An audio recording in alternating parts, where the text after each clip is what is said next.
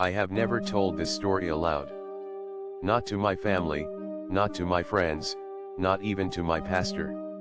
It happened decades ago, on a night so quiet that every small sound seemed magnified, echoing through the empty old house. The living room was dimly lit by the moon, streaming through the tattered curtains. Dust particles floated slowly in the air, catching the faint silver light. The wooden floorboards creaked occasionally under the weight of memories.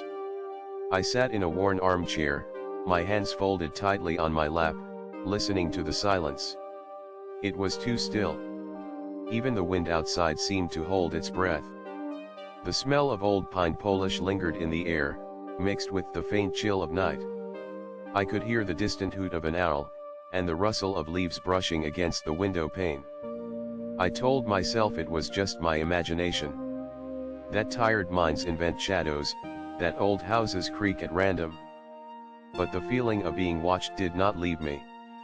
A weight pressed gently on my chest, though nothing was there.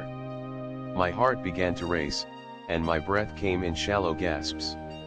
Every sound, the ticking of the old clock, the distant wind, the faint creak of the floor seemed amplified.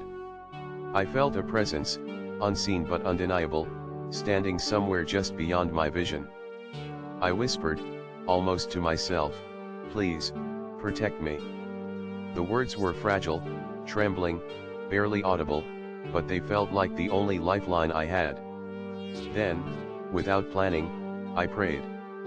Not the memorized prayers I had learned in church, but a desperate, heartfelt plea from deep within my soul.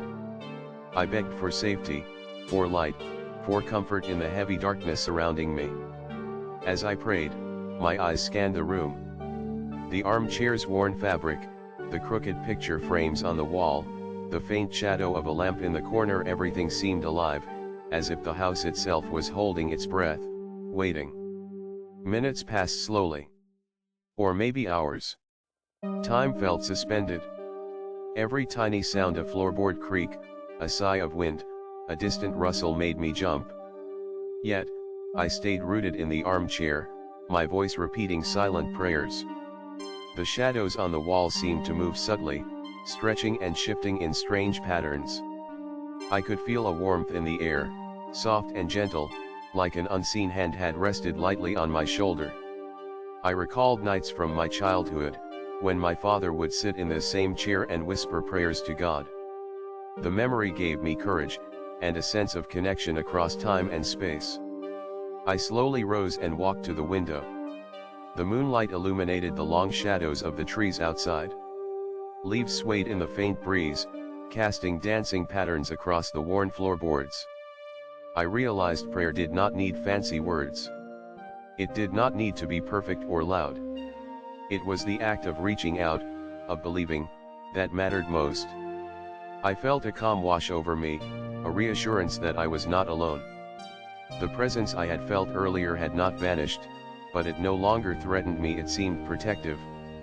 I sat by the window for what felt like hours, listening to the soft ticking of the old clock, watching the moonlight gradually fade as dawn approached. I thought about life, choices, regrets, and hopes. I remembered moments of fear in my past, and now, compared to this quiet night, they seemed small and distant. I picked up the small lamp from the side table, adjusted its shade to soften the shadows, and for the first time in hours, I felt entirely safe.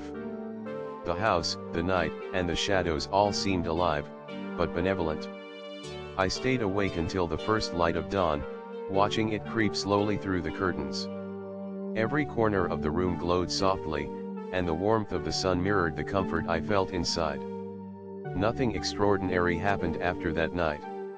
No visions, no voices, no miracles. Just a quiet, gentle proof that I was not alone, that prayer even whispered in fear was always heard. From that night onward, my faith became personal. Quiet. Powerful. Unseen by the world. I carried it in my heart like a secret treasure, a light in the darkest hours.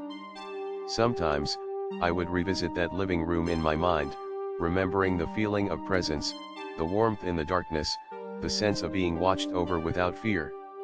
I never spoke of this night to anyone, until now. Some prayers are whispered in fear, but they are heard. Some presences are unseen, but their comfort is undeniable. That night taught me something I will never forget.